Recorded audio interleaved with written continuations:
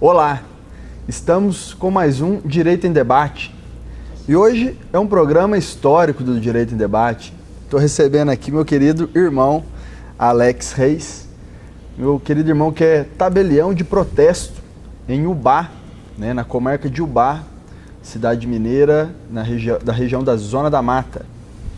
E vai falar hoje aqui um pouco para nós sobre o tabelionato de protesto, dando continuidade ao nosso projeto de trazer aqui oficiais de cartórios, né, de todas as áreas de cartório, registro de imóveis, tabelionato de protesto, tabelionato de notas. E hoje trazemos o Alex aqui para falar um pouquinho sobre protesto. Alex, já de primeira mão, agradeço aí você ter aceitado o nosso convite. Eu que agradeço, Thiago. Olá, Thiago, telespectadores. Eu que agradeço aí essa oportunidade, esse convite. Meu irmão, né, já fez a apresentação, além de irmão, meu amigo e muito companheiro. Então, para mim é uma honra poder participar aqui do seu cotidiano, do seu trabalho aqui na Câmara, em especial hoje prestando esse serviço na TV Câmara. Então, para mim é um orgulho muito grande, muito obrigado pelo convite e já te parabenizo por essa série de entrevistas, né, com os tabeliães e registradores. É uma oportunidade que nós temos de demonstrar a vida do cartório, a atuação do cartório na vida das pessoas. Muita gente não tem nem essa consciência da presença do cartório na vida delas. Desde o nascimento, a pessoa já precisa ser registrada para obter a certidão de nascimento e exercer os atos dela da vida civil.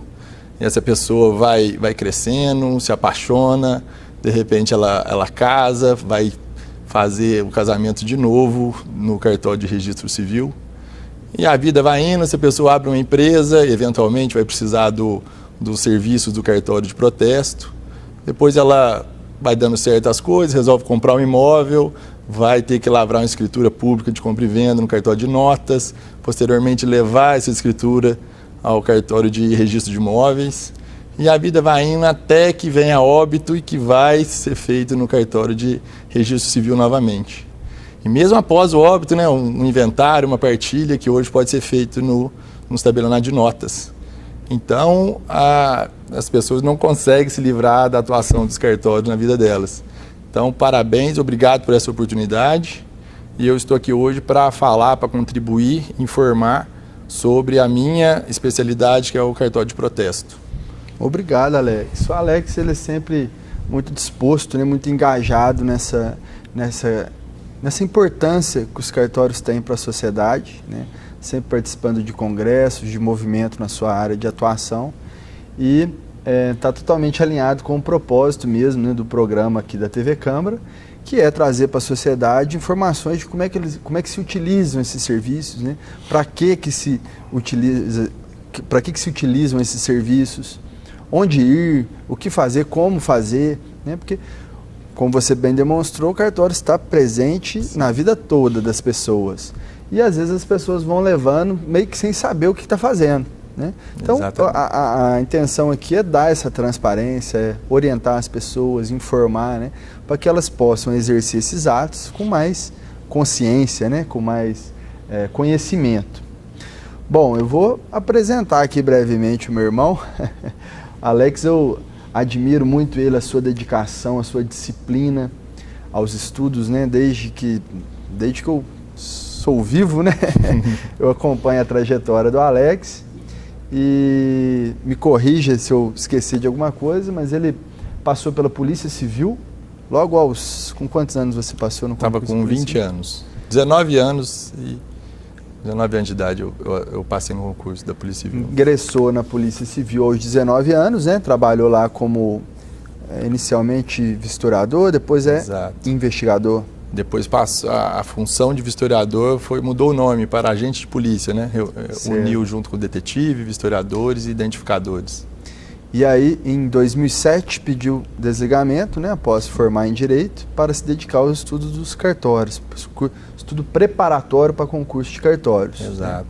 Né? E qual foi o seu primeiro cargo nessa área dos cartórios? Nessa área, em 2009, eu passei no concurso para assumir o cartório de registro civil de Niterói, na cidade lá no no Rio de Janeiro. E lá eu fiquei mais ou menos 2 anos e meio. Nesse período eu passei no concurso aqui em Minas, que é onde eu exerço a minha função hoje, e eu assumi em Minas em 2011, 25 de agosto de 2011. Então já faz 11 anos que eu estou lá em Ubá, na comarca de Ubá, exercendo essa função de tabelião de protesto na comarca. Só uma observação, o concurso que ele passou e que foi investido hoje no cargo que ele está, o concurso teve 5.000 candidatos, ele passou em 4º lugar, né? De 100 questões ele acertou 97. Então acho que é um orgulho eu falar isso, Alex. Obrigado. Eu sei que você não gosta de esbanjar, não, mas é um incentivo para todos que têm sonhos, né? Sim. Mostrar que com batalha se consegue, né, chegar aonde se quer.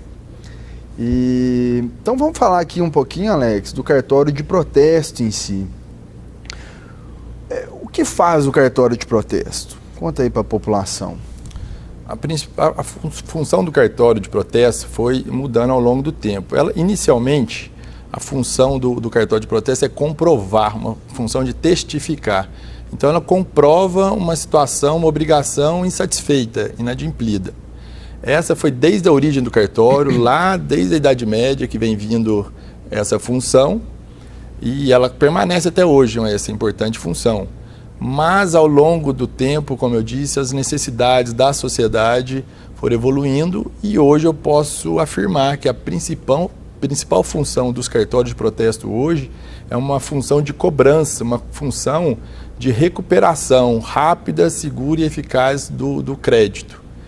Então eu digo que é a principal função porque impacta diretamente na vida da sociedade, mesmo quem nunca se utilizou presencialmente ali nos cartórios de protesto, indiretamente acaba sendo influenciada pela questão do fornecimento, da concessão do crédito de maneira geral.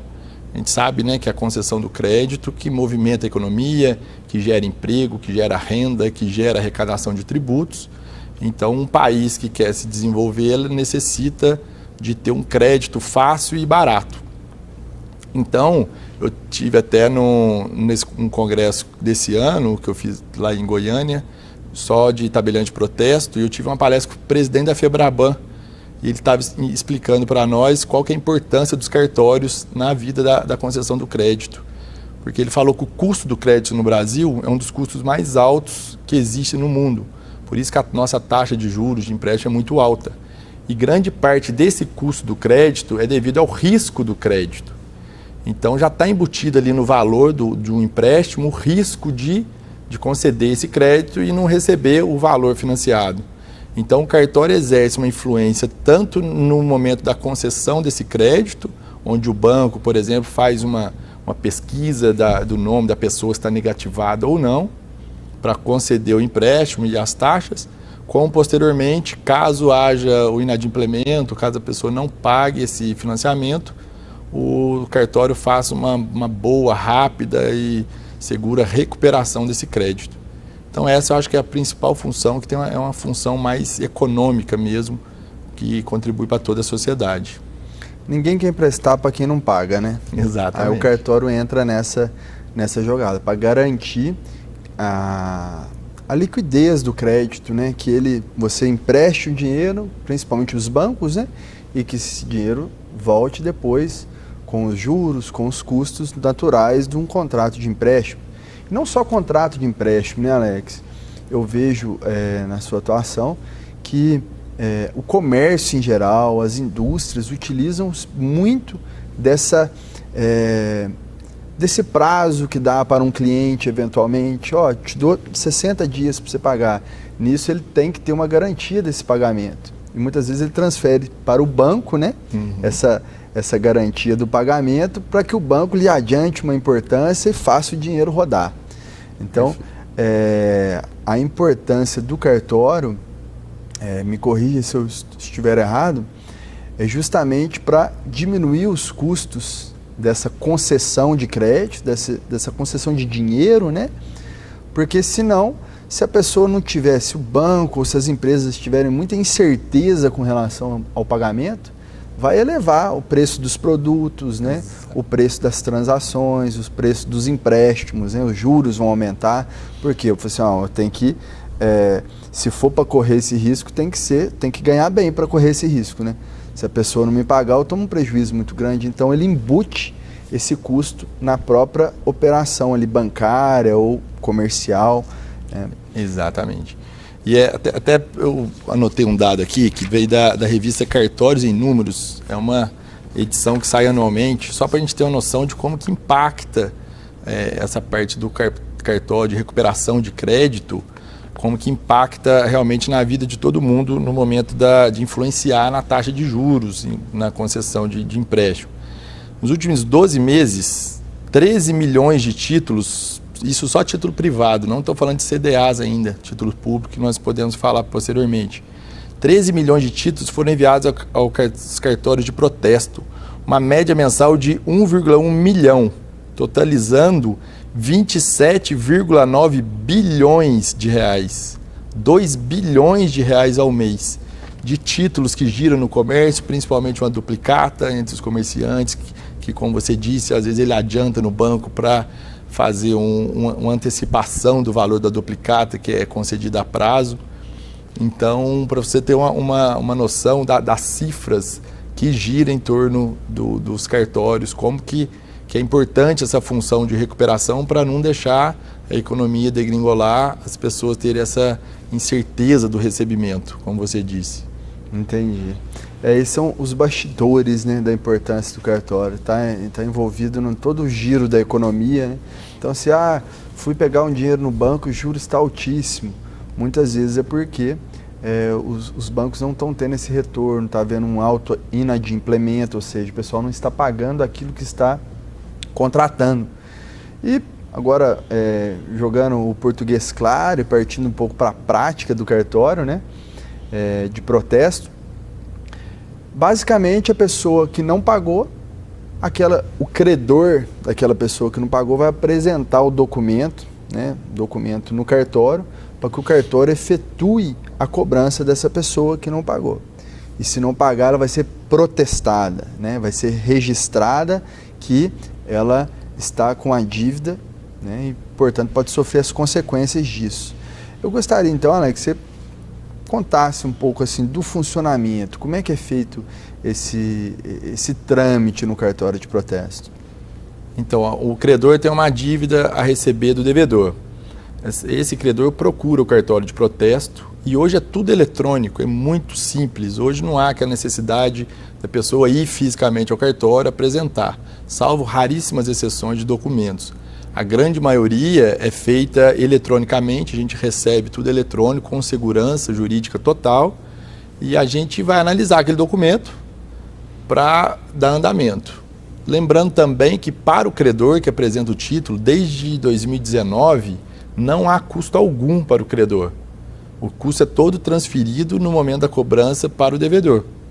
Então, apresentado esse título no cartório, a gente vai fazer a tramitação dele. O próximo passo seria fazer a intimação. A gente expede uma intimação para o devedor pagar o título e as despesas dentro de 3 dias úteis. Então, é um prazo bem curto, justamente para dar celeridade a todo o processo. Dentro desses 3 dias, o devedor pode fazer o pagamento em cartório, e ao fazer o pagamento, a gente repassa esse valor ao credor nas próximas 24 horas, no primeiro dia útil seguinte. Ou então o credor também, às vezes acontece do devedor recebe a intimação, ele fica um pouco com medo e procura direto o credor. E aí, às vezes, eles fazem um acordo e o credor retira o título do cartório, a desistência. É a segunda coisa que pode acontecer dentro do prazo de 3 dias úteis. E se não houver o pagamento ou a desistência, vai ser lavrado o protesto. Aí sim que pode ser considerada a pessoa protestada. E ao ser realizado o protesto, os bancos de dados das centrais de cadastro de proteção ao crédito, eles são informados, o nome da pessoa acaba sendo negativada, vai constar no banco de dados dos cartórios do IEPTB, então, da SEMPROT, né, que é uma consulta gratuita que pode ser feita hoje, para ver se tem protesto no Brasil todo. Então, esse é um efeito do cartório, que é a publicidade.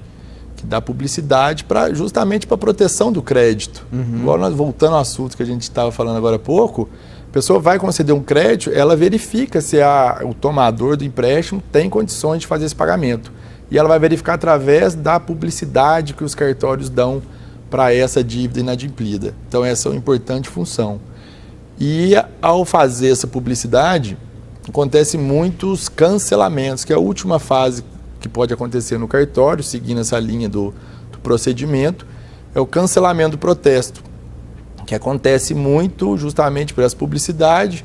Agora, por exemplo, chega a época de fim de ano, a pessoa que está protestada vai fazer uma compra em qualquer magazine, em qualquer lojas aí no comércio, que precisa de um crediário, e a loja faz a pesquisa do nome dessa pessoa e vê que está protestada. Então, aí ela vai primeiramente fazer o pagamento para o credor, e o credor entrega para ela uma autorização, que é uma anuência para fazer o cancelamento, e ela comparece ao cartório e faz esse cancelamento.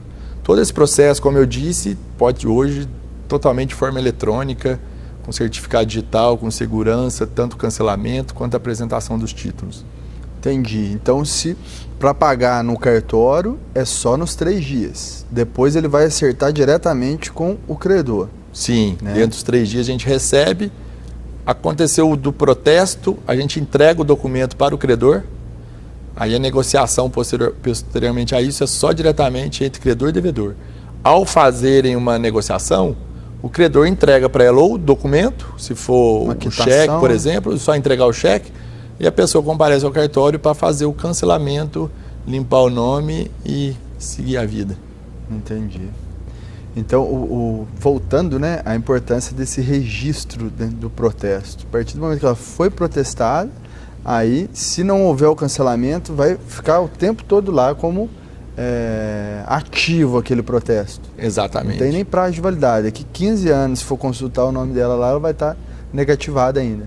Aí ela tem que acertar aquela dívida para limpar o nome. Sim. Correto? Correto. E olha só que interessante, pessoal. Isso aí é uma informação muito importante para a população. Que quem for credor, ou seja, aquele que tem algo a receber, né, tem uma dívida a receber, esse é o credor, ele apresenta o documento que formaliza essa dívida, né, pode ser um cheque, pode ser um contrato, né, pode ser uma dívida de condomínio. Depois você pode falar aí os principais títulos, né? Quando a gente fala título, pessoal, é o documento que formaliza aquele contrato, né, aquela dívida. Então, o que vai ser protestado é uma dívida, é uma obrigação de pagar determinada quantia. E aí, a pessoa apresenta esse documento ao cartório e não paga nada, né? Então, ela entra com o documento cobrando alguém a respeito de uma dívida e por todo esse serviço do cartório, o credor não paga nada. Quem vai pagar é o devedor, que aí, além da dívida que está ali naquele documento, ele vai pagar os custos, obviamente, do cartório, né? Perfeito. Então, é muito claro, né? A pessoa não tem nada a perder de ativar o cartório, né? Só te cortando, essa foi uma mudança que aconteceu durante muito tempo. O Estado de São Paulo preconizou isso aí, o pagamento postergado. Desde 2012, São Paulo já trabalhava com isso, mas o restante do Brasil não. E era uma injustiça com o credor, que às vezes tinha uma dívida a receber. E aí, para levar o cartório, para tentar receber essa dívida, ela ainda arcava com mais, ela gastava mais em cima da dívida que não foi paga a princípio. Então foi uma briga dos cartórios, foi uma luta para conseguir, porque envolve taxa judiciária, envolve taxa do Estado, então necessita de leis na Assembleia Geral para fazer essa mudança no sistema de cobrança. Então, desde 2019, que Minas foi o primeiro dos estados, após São Paulo, nessa nova leva, Minas foi o primeiro que conseguiu essa autorização legislativa para fazer essa cobrança que a gente chama de postergada.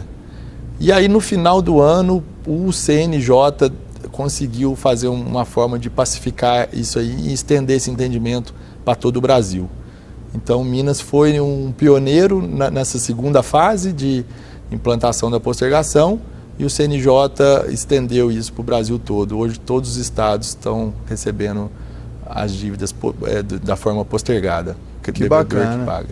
Eu me lembro, assim que eu formei, e aí, né, querendo estrear a carteirinha vermelhinha, né, carteirinha da OAB, e aí um colega que tem um comércio veio e falou assim, Thiago, tem um serviço para você aqui, me apresentou isso aqui de cheque sem fundo, né, cheque que voltou, a pessoa tentou sacar no banco, foi negado, e aí para cobrança daquele cheque. E eu já conhecia, você já estava no cartório, eu falei assim, por que você não protesta?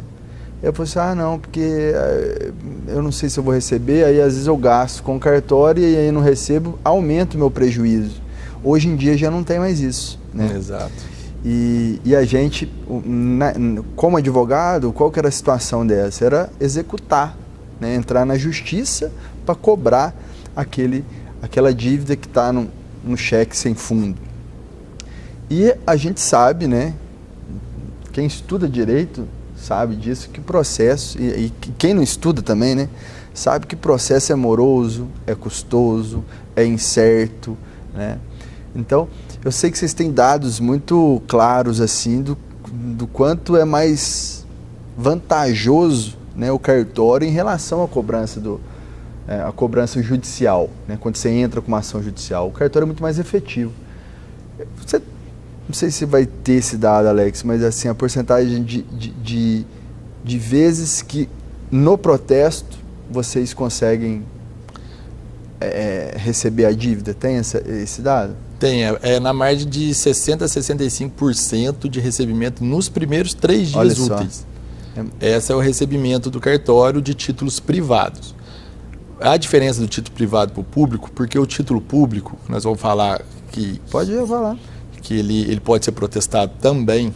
O título público foi assim, a iniciativa privada já utilizava o cartório há muito tempo, com grande êxito. E a administração pública, muitas vezes, não utilizava no protesto, mesmo já existindo a lei que trata do protesto, que é a Lei 9492, ela já falava assim, protesto é o ato formal e solene pelo qual se prova o inadimplemento de uma obrigação fundada em título de crédito ou documento de dívidas.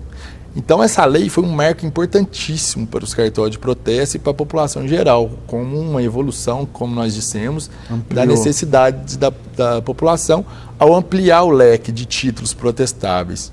Antes era muito restrito aos títulos cambiários e cambiariformes que nós conhecemos, que era o cheque, a duplicata, a letra de câmbio, a nota promissória.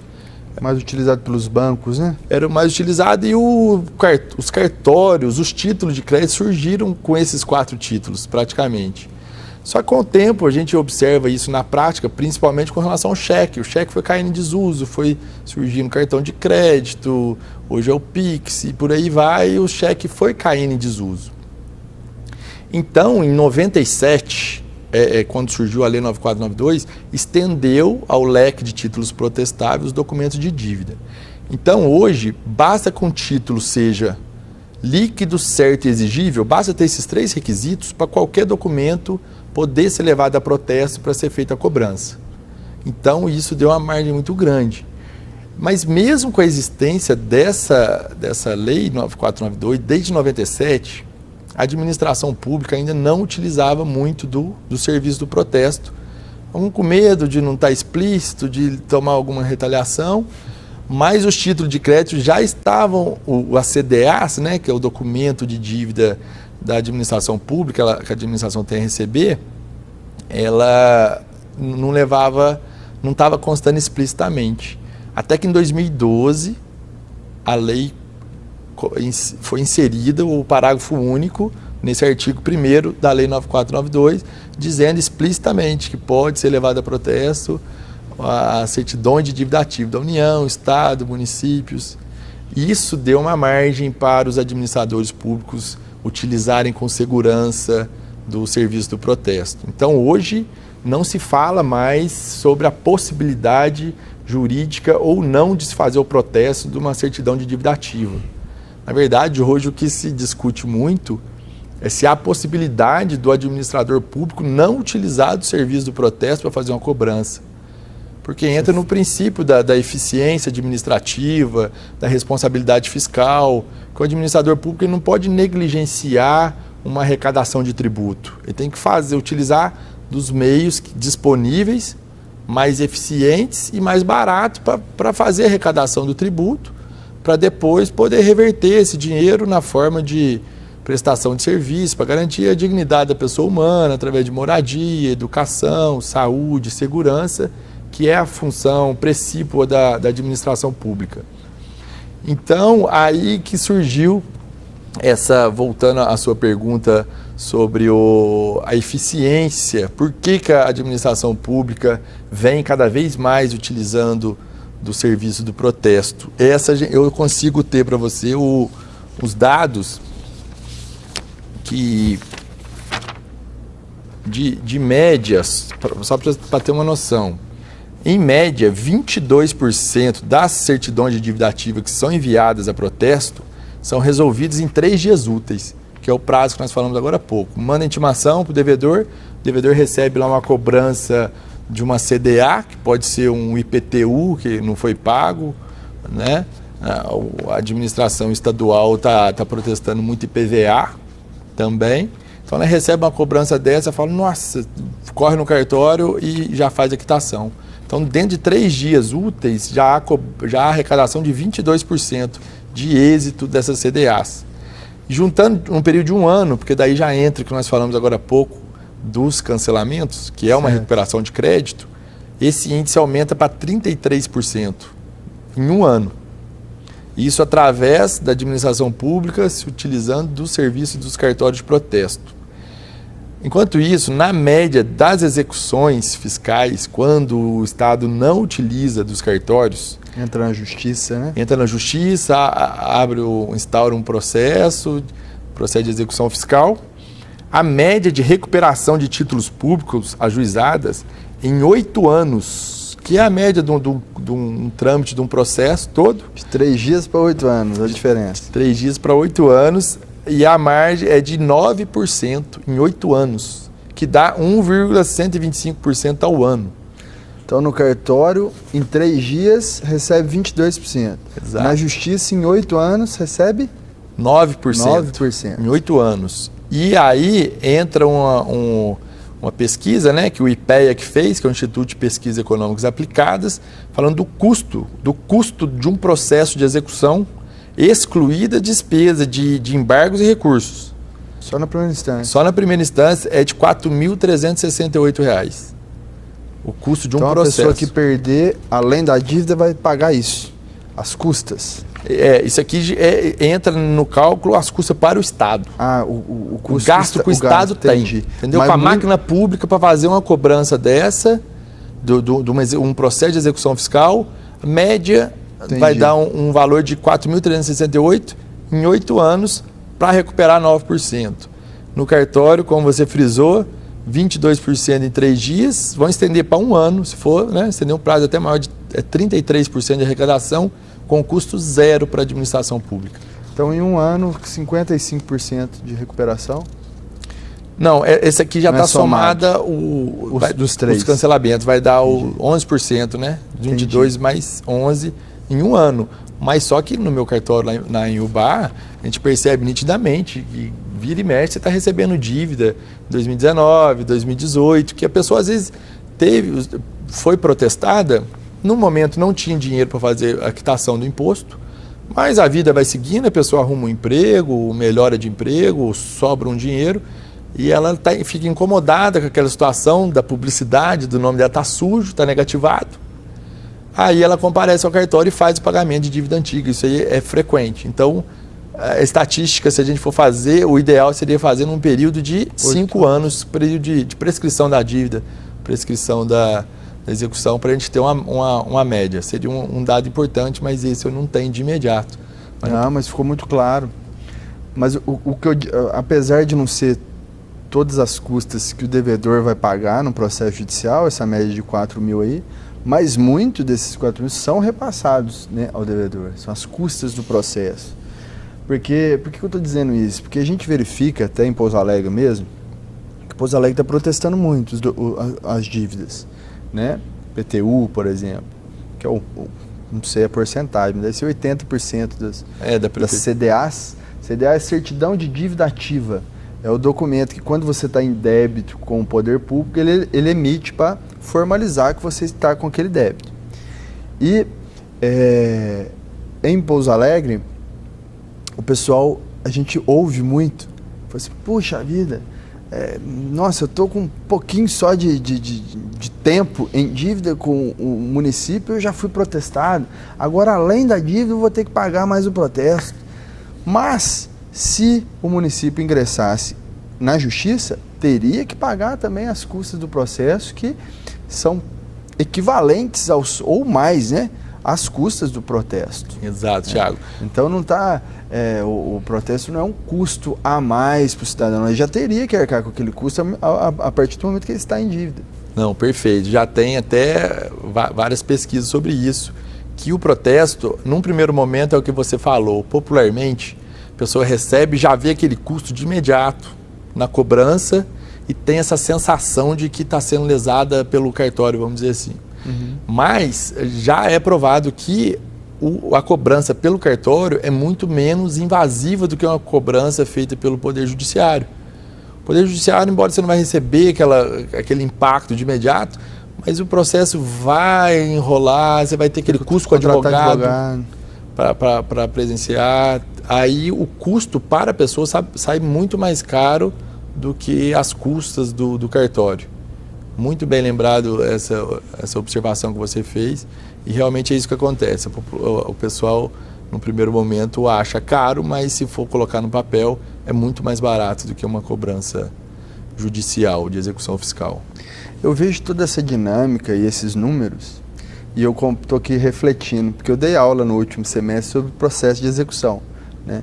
Não só processo de execução, execução como um todo, né? A fase de cumprimento de sentença, ou seja, quando a pessoa ganha um processo contra alguém, vai executar aquela sentença, vai cobrar aquela dívida reconhecida na sentença, ou que já tem um documento que já pode ingressar direto com um processo de execução. Um cheque, por exemplo, se não levar a protesto, ele pode ir lá e cobrar na justiça, através da justiça, aquela dívida. E a gente vê quão antiquado é o procedimento, igual você falou, invasivo, né? A pessoa receber aquela intimação também, pagar em 3 dias ou pagar em 15 dias, se for cumprimento de sentença, pagar em 3 dias, mesma coisa de um protesto. Só que se não pagar, em vez do registro do protesto ali, que pode ter também, né? Mas além disso, tem aquelas consequências de oficial de justiça aí na sua casa. Penhorar uma televisão, penhorar um carro, penhorar bens, né?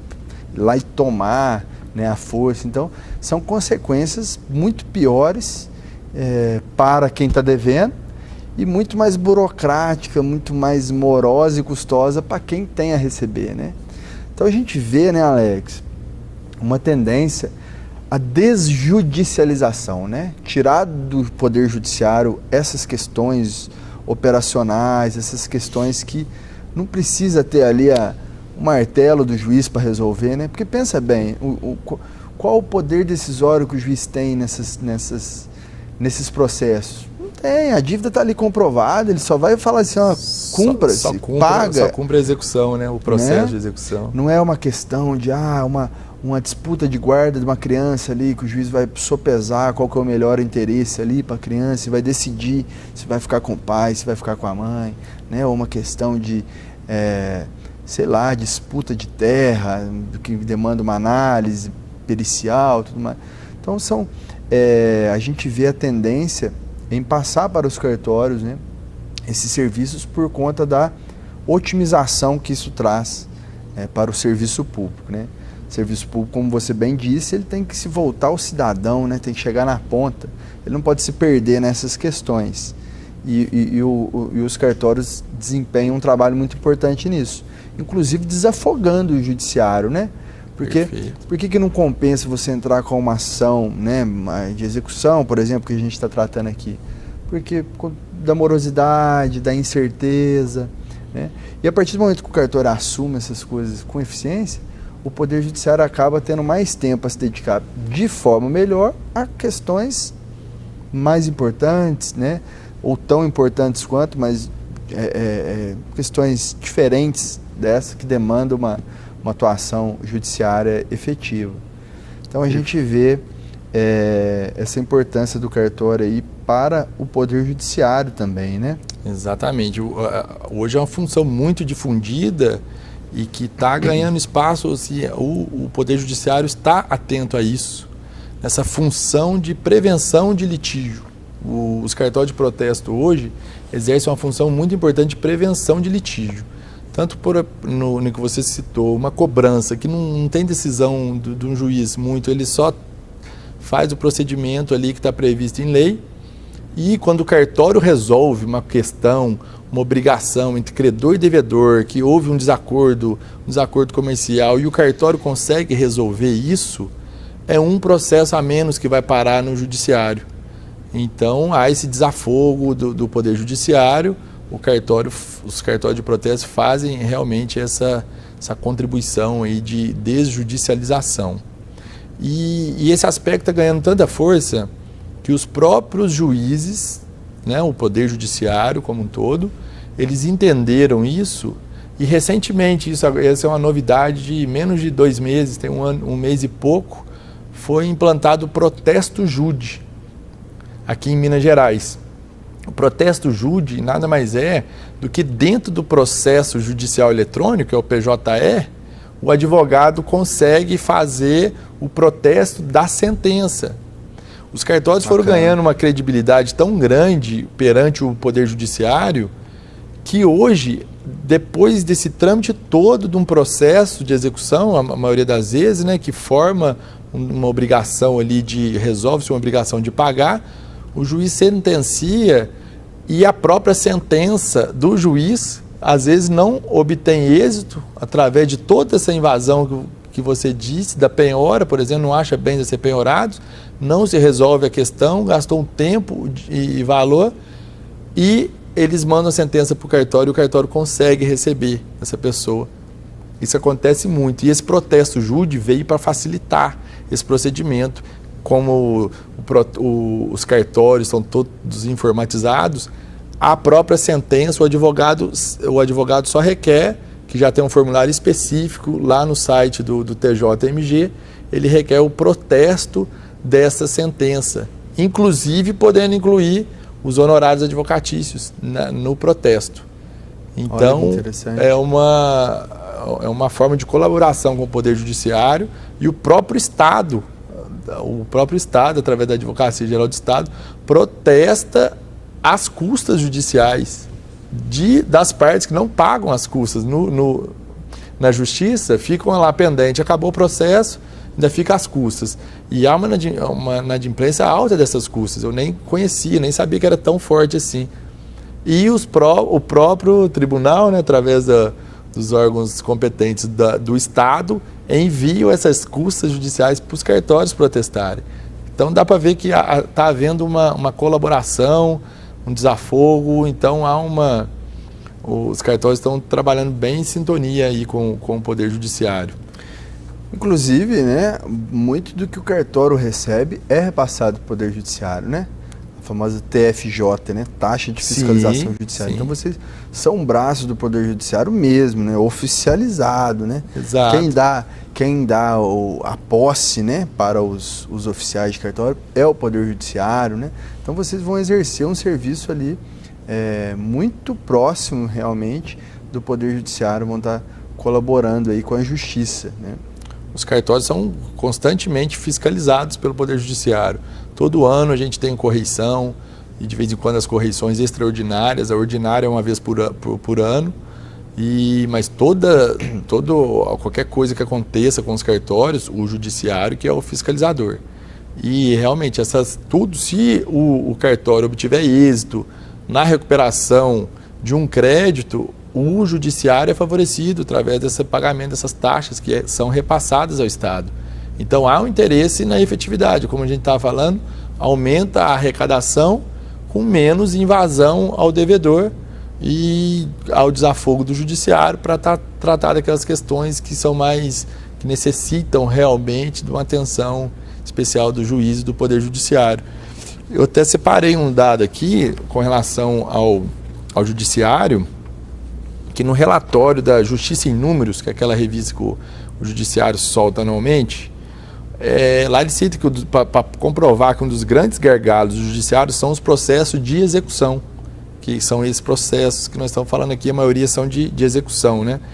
Então, na Justiça Estadual, 55,6% de todo processo que tem nas varas aí no tribunal, 55,6% é de execução. Na Justiça Federal, 51%, e na do Trabalho, 49,7%. Em alguns tribunais, chega a ser 60% do total de processos. Então, de acordo com esse relatório, o tempo médio de duração desse processo, em trâmite de fase de execução, é de 6 anos e 4 meses, sendo que desses processos de execução, 73% são de execução fiscal, que é a execução dessas dívidas da administração pública.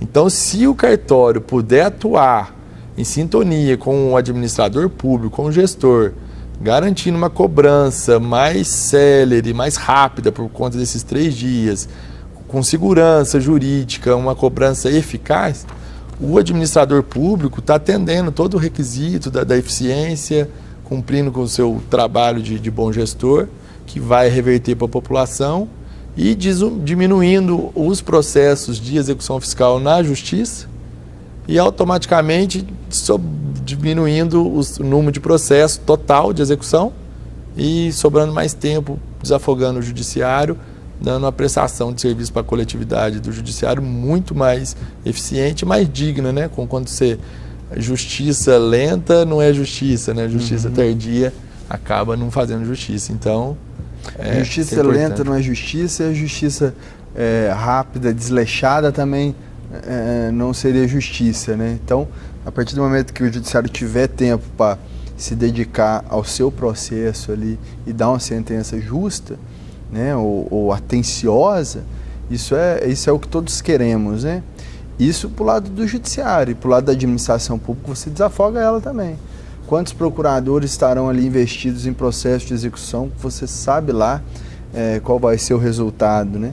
Ao passo que poderia estar adiantando o andamento da administração em outros aspectos, né? No auxílio a projetos sociais, ajudando mesmo o gestor a pensar formas jurídicas jurídicas modernas, né? De se conseguir atingir o interesse público, desafogar processos licitatórios, convênios, contratos que né, nas prefeituras, nos órgãos públicos são um grande gargalo. Muitas obras demoram a acontecer por conta da burocracia necessária àquela realização. Então, a partir do momento que você tira profissionais de setores pouco efetivos e coloca eles para trabalhar em setores que vão trazer frutos efetivos para a população, né, todos saímos ganhando, né? Com certeza. E o que eu achei interessante você falar aí que no início, a partir de quando que foi expressamente permitido o poder público protestar as CDAs, certidões de dívida ativa? Explicitamente em 2012, quando foi inserido mesmo o parágrafo único no artigo 1º da Lei 9492 de 97. Então, desde 92 já se poderia, só que eles tinham receio, né? A administração pública tinha receio de, pode mesmo, não pode, não é isso? Exatamente, porque em 97, quando surgiu a Lei 9492, ela previa, né? Protege seu ato formal e solene pelo qual se prova o inadimplemento de obrigações fundadas em títulos de crédito e documentos de dívida. Quadraria nos documentos de dívida. Esse documento de dívida, rapidamente, já pacificou o entendimento que eram os títulos executivos judiciais e extrajudiciais, num primeiro momento. Na primeira fase, principalmente com o Tribunal de Justiça de São Paulo, e que foi, inclusive, foi inserido no Código de Normas do Estado de São Paulo, que os documentos de dívida eram os títulos executivos, judiciais ou extrajudiciais. E a CDA sempre foi considerada um título executivo judicial. Sim. Extrajudicial. Sim. E aí, então, já se podia fazer o protesto da CDA, já estava ali. Mas como não era costume e também até entendo os administradores ficavam um pouco receosos de fazer o protesto porque era, vamos dizer assim, era uma modernidade, era uma inovação. Alguns lugares, como a Prefeitura de São Bernardo do Campo, foi a pioneira. São Bernardo do Campo teve uma arrecadação que virou modelo. Ele foi um dos precursores que desencadeou a movimentação legislativa para inserir esse parágrafo único ao artigo 1º, para constar expressamente. São considerados... podem ser levados a protesto.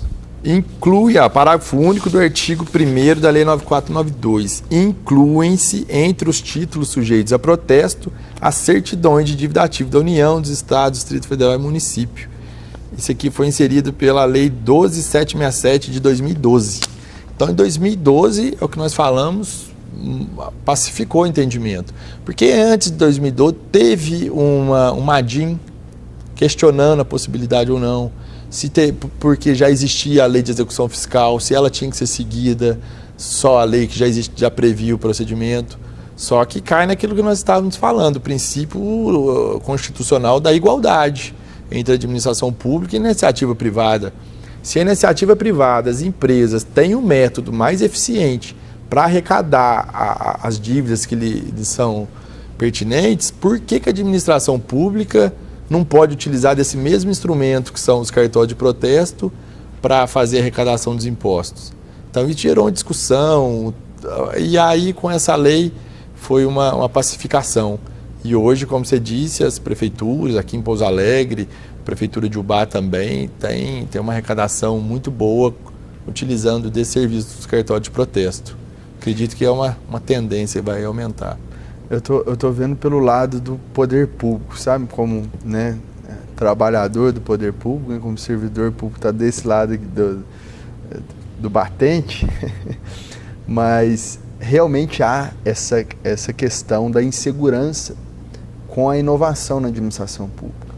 Inclusive, eu estou lendo um livro para escrever um artigo aí para um jornal da cidade que nos solicitou, Direito Administrativo do Medo. Oh, que legal. Obstáculos, fatores que impedem a inovação na administração pública. O que acontece? A administração pública, e a gente já tratou várias vezes aqui sobre isso, ela se submete a tanto controle judicial, controle do Tribunal de Contas, né, controle do Ministério Público, o próprio controle administrativo, que muitas vezes ele fica se protegendo da responsabilização. O gestor ele pensa, fala assim, eu posso avançar nisso aqui e ser mais efetivo. Porém, se o judiciário entender que eu estou desviando da legalidade, eu posso ser responsabilizado. O que eu vou fazer? Não, eu vou travar, né? E aí há essa tendência ruim, né, na administração pública. Então, a gente, né, que estuda o direito administrativo, que estuda a administração pública, a gente tem que tentar encontrar formas de temperar isso aí. Tem que atender, né, as exigências de controle, sim, mas até que ponto a legalidade estrita ali impede o alcance do interesse público, né? Isso aí já é um complicador, né? A interpretação, quando é muito tacanha, muito conservadora, falando, não, isso não pode, né? Uma visão muito conservadora acaba impedindo, né, a inovação que está em todos os setores da vida. Se você não inovar, você vai perder. Exato. E é um grande problema da administração, né? Ela sempre vai evoluir após a iniciativa privada. Ela nunca é vanguarda da inovação, o que é totalmente errado, né? Fica para trás. Você tem grandes pensadores dentro da administração pública, pessoas capacitadas, tudo que poderia contribuir para a inovação, só que fica, com razão, com receio de até que ponto ela pode avançar e não ser responsabilizada por isso, né? Então, eu achei interessante esse bate-papo nosso, porque trouxe essa interlocução da administração pública com os cartórios, que os cartórios, sim, pela sua forma, e acredito que tenha sido um grande avanço, né, na legislação brasileira, que que previu os serviços do cartório ser exercidos de forma privada. Ou seja, justamente para se livrar de amarras que a administração pública tem para efetivamente conseguir a eficiência dos seus serviços, né? Então, os cartórios, por exemplo, eles podem contratar, né, pessoas através do regime privado, regime da CLT, as suas aquisições, a forma como você gere o seu cartório, os gastos e tudo mais, é feita de forma privada. O que você não pode perder é o cumprimento da lei, né, o cumprimento da finalidade do cartório, que é tudo isso que você trouxe para nós. Exatamente. O cartório exerce uma função pública em caráter privado. Exatamente. Justamente para dar essa mobilidade, essa flexibilidade maior de gestão, né? A gente é um administrador, mas você vai comprar um computador ou alguma coisa, não há necessidade de fazer uma licitação. Sim. Vai sair ali, então as decisões são mais rápidas. E isso realmente a administração pública tem que se preocupar, porque hoje o mundo é muito moderno, as mudanças acontecem muito rápidas. Então vai chegando as formas de pagamento, cartão de crédito, aí já chega o Pix, daqui a pouco já é outra forma de pagamento. A administração pública tem que estar nessa esteira até nessa fase. E um órgão, você falando isso, um órgão que foi muito importante para essa administração pública se utilizar dos cartórios de protesto foi o Tribunal de Contas. Todos os administradores públicos, o medo maior é de ter uma repressão, uma represália do Tribunal de Contas.